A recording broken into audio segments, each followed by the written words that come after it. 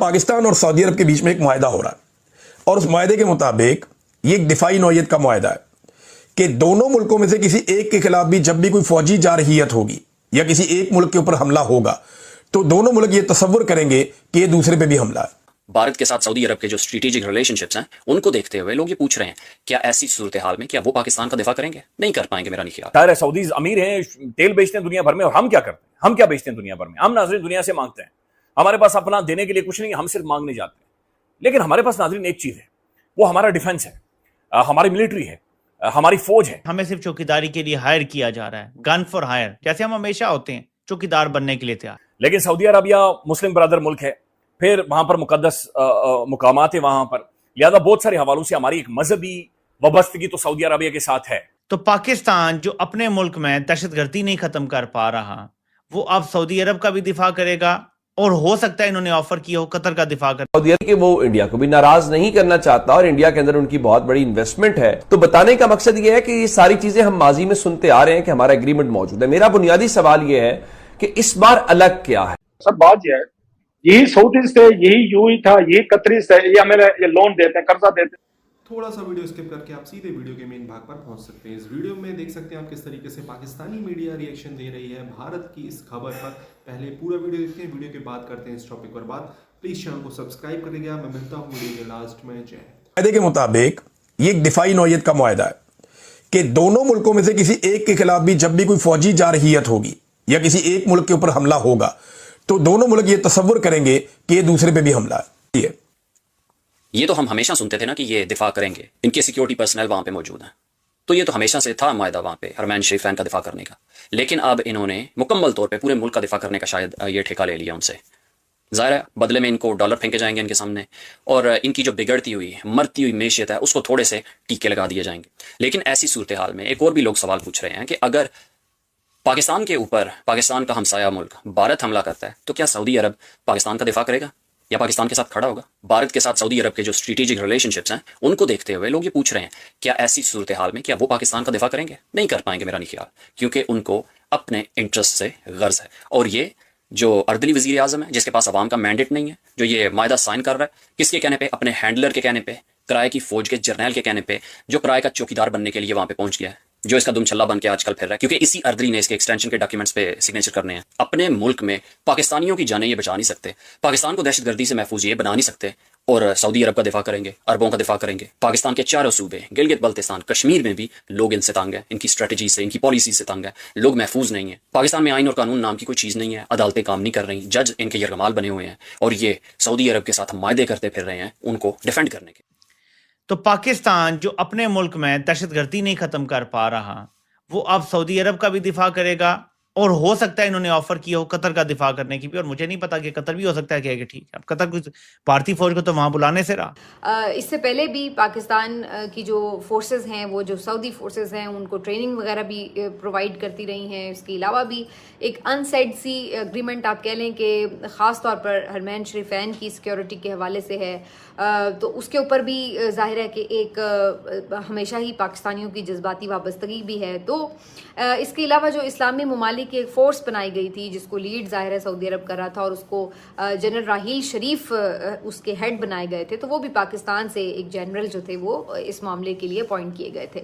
तो पाकिस्तान और सऊदी अरब के दरमियान वक्तन फ़वक्तन दिफाई मामलात के ऊपर ताल्लुकात तो रहे हैं और उसमें कुछ ना कुछ पेशरफ्त भी होती रही है। लेकिन अब जो ये मुआहदा है ये एक उनसे डिफरेंट और थोड़ा एक कदम और आगे बढ़कर किया गया है। हमें सिर्फ चौकीदारी के लिए हायर किया जा रहा है, गन फॉर हायर, जैसे हम हमेशा होते हैं चौकीदार बनने के लिए तैयार। एक तो ये, एक और इसका पहलू ये है कि सऊदी अरब और पाकिस्तान ने इसराइल को तस्लीम करना है और वो जल्द करना है। ट्रंप की तरफ से बड़ा सख्त दबाव है। हाफिज साहब को जो खाना शाना खिलाया गया था वो मेन मुद्दा यही था कि इसराइल को जल्दी जल्दी तस्लीम करो ताकि बात आगे बढ़ाई जाए। पाकिस्तान और सऊदी अरब ने इसराइल को तस्लीम करना, अगर ऐसे ही बैठे बैठे कर लेते तो क्या ये मुमकिन था? अगर पाकिस्तान और सऊदी अरब का मुआहदा होता है ना दिफा का, अमेरिका इससे खुश नहीं होगा। लेकिन अगर अमेरिका इससे खुश होता है, अगर इनको ब्लेसिंग मिल रही है, तो इसकी वजह सिर्फ एक है, व्हाइट हाउस में होने वाली मीटिंग, लंच। सब बात यह है, यही सऊदीज थे, यही यूएई था, यही कतरीज थे, ये हमें ये लोन देते हैं, कर्जा देते हैं जो हमने स्टेट बैंक ऑफ पाकिस्तान में रखा हुआ है। ये पता किस पे देते हैं? ये 4-5% पे देते हैं। ये हमें $4 अरब का डॉलर समथिंग का या $6 अरब डॉलर हमने स्टेट बैंक के पास इन्होंने रखा हुआ है और पैसे ले रहे हैं, रोल ओवर करते हैं, हम उनकी बड़े मिन्नतें करते हैं। वही ट्रंप आता है सर, ये ट्रंप को 300 बिलियन डॉलर देते हैं, ये तलवारों के रक्स करते हैं, उनको एयर शो करवाते हैं, उनको पता नहीं प्रोटोकॉल देते हैं, हमला होता है और ट्रंप कहते हैं यार उनको बता देना आप पे अटैक हो रहा है। सो ये चीज हमें तो आज भी अगर वहां से सऊदी अरब या यूएई या आपका कतर पैसे देते हैं तो लोन पे देते हैं, कर्जा देते हैं, सूद पे देते हैं। मतलब हमारे साथ कोई ऐसा की बहुत बड़ी फेवर तो हमें नजर नहीं है जो उन्होंने किया। लेकिन अगर पाकिस्तान सऊदी अरब और यमन की लड़ाई का हिस्सा बन जाता है तो ये एक डिफरेंट सिनेरियो होगा। तो अब सवाल ये पैदा होता है कि क्या सऊदी अरब और पाकिस्तान के बीच में ये जो मुआहिदा है ये खालिसतन उसी नौइयत का है कि पाकिस्तान पे अटैक होगा तो सऊदी अरब भी उस जंग को आकर लड़ेगा। अब देखिए ऐसा हो नहीं सकता। सऊदी अरब की फौज जो है वो उस तरह से जंगी फौज उस तरह से नहीं है जिस तरह पाकिस्तान की फौज है। तो सऊदी अरब पहले भी चाहता था पाकिस्तान की फौज उनके लिए ये जंग लड़े। राहील शरीफ जो गए थे, एक इस्लामी फौज की सरबराही उनको मिली थी, वो भी इसी सिलसिले की एक कड़ी थी। जो काम माजी में नहीं हो पाया वो अभी हो गया है, एक मुआहिदा है। इसको आप दोनों एंगल से देख सकते हैं। एक एंगल वो है जो गवर्नमेंट बता रही है, एक एंगल वो है जो 2015 से पेंडिंग चल रहा है कि पाकिस्तान और सऊदी अरब के दरमियान एक ऐसा मुआहिदा हो जाए दिफाई कि पाकिस्तान की फौज सऊदी अरब के लिए जंग लड़े, और वो यमन के साथ एक्चुअली उनकी एक बड़ी लड़ाई है। लेकिन देखें जब तक ऐसा कुछ होता नहीं है हम कुछ भी कंफर्म नहीं कर सकते। सऊदी अरब के वो इंडिया को भी नाराज नहीं करना चाहता और इंडिया के अंदर उनकी बहुत बड़ी इन्वेस्टमेंट है। तो बताने का मकसद ये है कि ये सारी चीजें हम माजी में सुनते आ रहे हैं कि हमारा एग्रीमेंट मौजूद है। मेरा बुनियादी सवाल ये है कि इस बार अलग क्या है। इसमें कहा तो ये गया है कि दोनों मुल्कों की मैशत सिक्योरिटी और सिफारतकारी के लिए बहुत अहम है। सिक्योरिटी मुआहदे बहुत अच्छी बात है, लेकिन सिक्योरिटी मुआहदों से पाकिस्तान की मैशत के लिए क्या फायदा है, एक बात हमें ये मालूम करनी चाहिए जज्बातियत से निकलकर। लेकिन जज्बातियत से निकल के सवाल यह है कि क्या पाकिस्तान में भी उतनी ही सरमायाकारी आ रही है जितनी इंडिया में उन्होंने इन्वेस्ट किया है, और उसकी बुनियाद के ऊपर क्या पाकिस्तान में नई नौकरियां आएंगी, या ये सिक्योरिटी का मुआहदा है और डिफेंस वालों के हवाले से तो चीजें होंगी, पाकिस्तान के गरीब आदमी के हवाले से क्या होगा। ठीक है, या डिनर जो भी था, और उसके बाद इसराइल को तस्लीम करने की तरफ कैसे हालात ने जाना है कि जी अगर सऊदी अरब और पाकिस्तान का दिफा इकट्ठा है तो सऊदी अरब अगर इसराइल को तस्लीम कर रहा है तो हम कैसे ना करें, हमारा तो दिफा ही इकट्ठा है, हम तो अब ब्रदरली कंट्रीज हैं, हम तो इकट्ठे हो गए हैं, हमारे तो हाथ ऐसे हैं।